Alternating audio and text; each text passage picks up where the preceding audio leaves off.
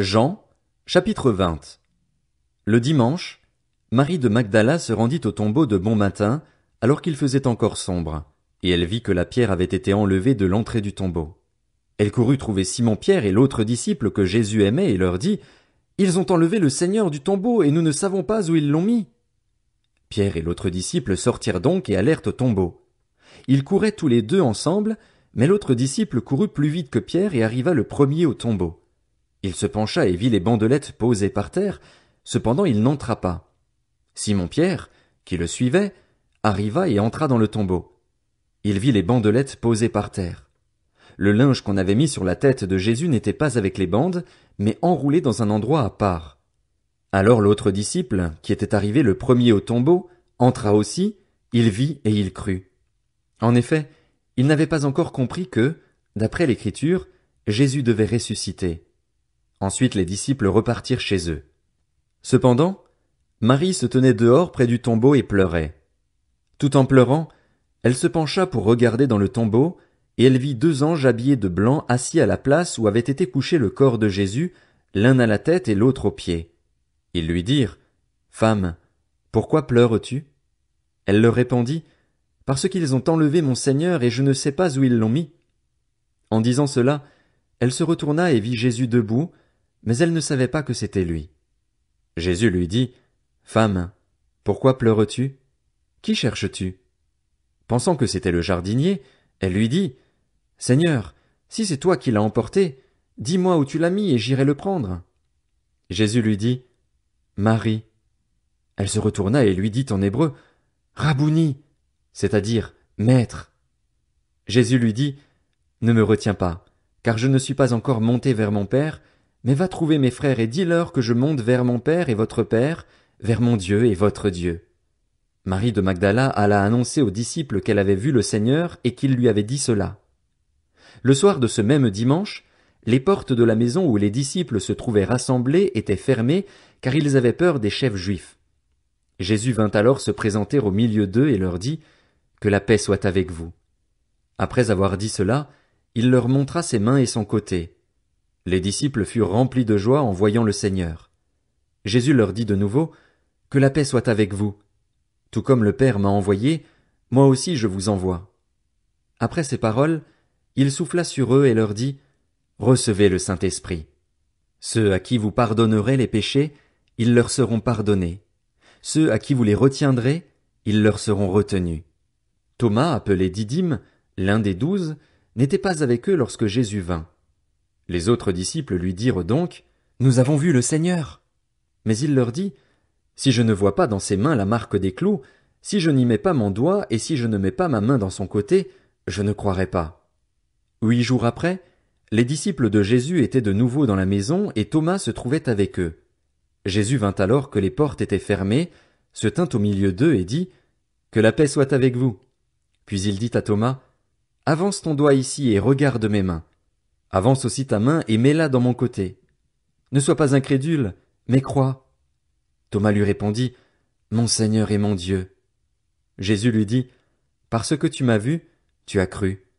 Heureux ceux qui n'ont pas vu et qui ont cru. » Jésus a accompli encore, en présence de ses disciples, beaucoup d'autres signes qui ne sont pas décrits dans ce livre. Mais ceux-ci ont été décrits afin que vous croyiez que Jésus est le Messie, le Fils de Dieu, et qu'en croyant vous ayez la vie en son nom. Jean, chapitre 21. Après cela, Jésus se montra encore aux disciples sur les rives du lac de Tibériade. Voici de quelle manière il se montra. Simon-Pierre, Thomas, appelé Didyme, Nathanaël, qui venait de Cana en Galilée, les fils de Zébédée et 2 autres disciples de Jésus se trouvaient ensemble. Simon-Pierre leur dit, « Je vais pêcher. » Ils lui dirent, « Nous allons aussi avec toi. » Ils sortirent et montèrent aussitôt dans une barque, mais cette nuit-là ils ne prirent rien. Le matin venu, Jésus se trouva sur le rivage, mais les disciples ne savaient pas que c'était lui. Il leur dit, « Les enfants, n'avez-vous rien à manger ?» Ils lui répondirent, « Non. » Il leur dit, « Jetez le filet du côté droit de la barque et vous trouverez. » Ils le jetèrent donc et ils ne parvinrent plus à le retirer, tant il y avait de poissons.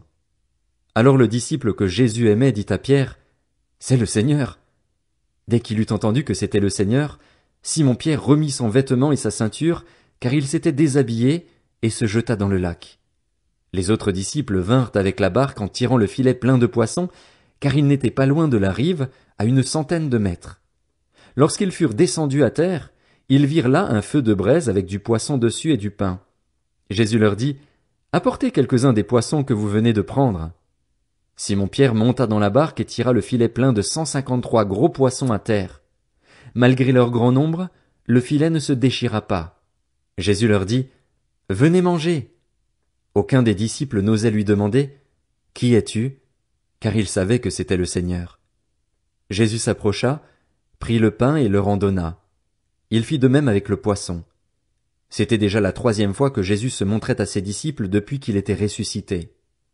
Lorsqu'ils eurent mangé, Jésus dit à Simon-Pierre, « Simon, fils de Jonas, m'aimes-tu plus que ceux-ci » Il lui répondit, « Oui, Seigneur, tu sais que j'ai de l'amour pour toi. » Jésus lui dit, « Nourris mes agneaux. » Il lui dit une 2e fois, « Simon, fils de Jonas, m'aimes-tu » Pierre lui répondit, « Oui, Seigneur, tu sais que j'ai de l'amour pour toi. » Jésus lui dit, « Prends soin de mes brebis. » Il lui dit, la 3e fois, « Simon, fils de Jonas, as-tu de l'amour pour moi » Pierre fut attristé de ce qu'il lui avait dit, la 3e fois, « As-tu de l'amour pour moi » Et il lui répondit, « Seigneur, tu sais tout, tu sais que j'ai de l'amour pour toi. » Jésus lui dit, « Nourris mes brebis.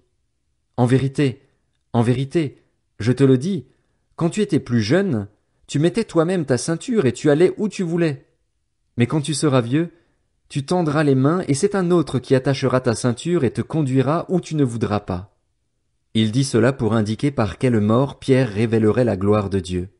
Puis il lui dit, « Suis-moi. » Pierre se retourna et vit venir derrière eux le disciple que Jésus aimait, celui qui, pendant le souper, s'était penché vers Jésus et avait dit, « Seigneur, qui est celui qui va te trahir » En le voyant, Pierre dit à Jésus, « Et lui, Seigneur, que lui arrivera-t-il » Jésus lui dit, « Si je veux qu'il vive jusqu'à ce que je revienne, en quoi cela te concerne-t-il? Toi, suis-moi. » Là-dessus, le bruit courut parmi les frères que ce disciple ne mourrait pas.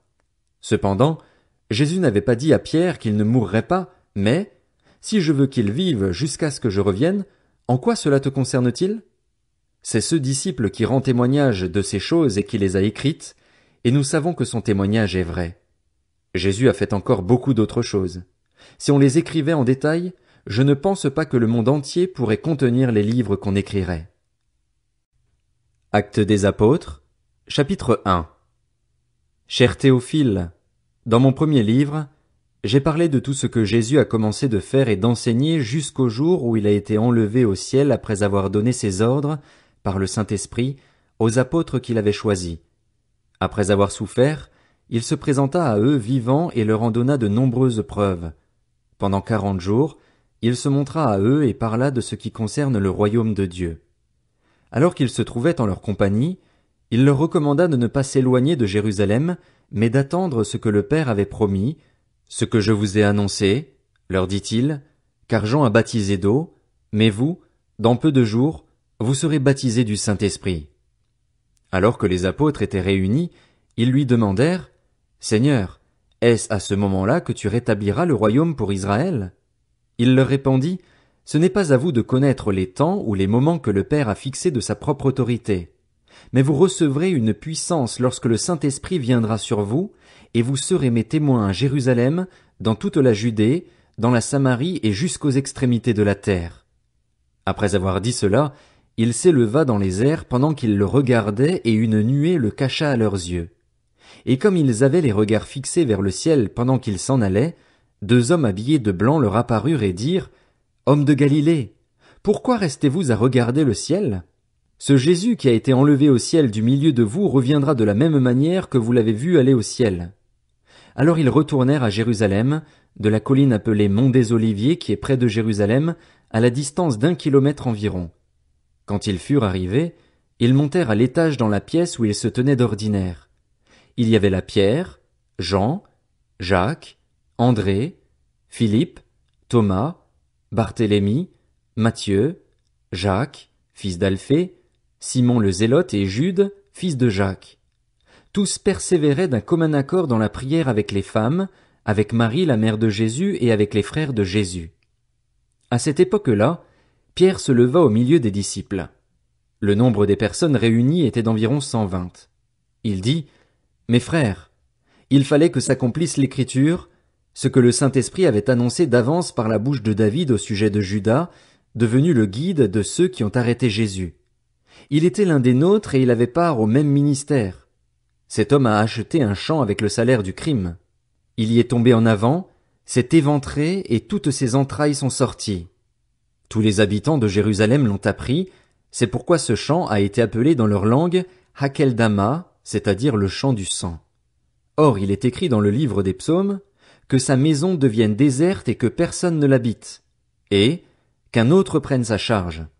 Il faut donc choisir un homme parmi ceux qui nous ont accompagnés tout le temps où le Seigneur Jésus a vécu avec nous, depuis le baptême de Jean jusqu'au jour où il a été enlevé du milieu de nous.